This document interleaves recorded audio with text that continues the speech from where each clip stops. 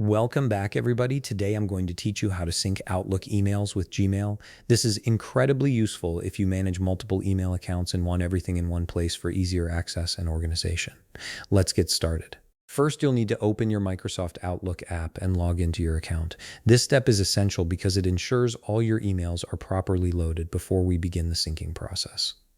Give it a moment to fully load all your messages and folders. Once your Outlook emails have loaded, it's time to move over to Gmail. Open a new browser tab and type in gmail.com in the address bar.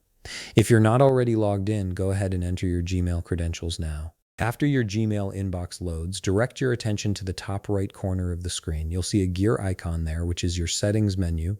Click on it, and a drop-down menu will appear with several options. From this list, click on See All Settings to access the full configuration page. Now you're in the Gmail settings page where all the customization happens. Look for the tab labeled Accounts and Import near the top of the page and click on it. This section is specifically designed for managing multiple email accounts and importing messages from other services. Once you're in this tab, scroll down until you find the section called Check Mail from Other Accounts. This is where the magic happens. Within that section, you'll see an option that says Add a Mail Account. Click on it to proceed.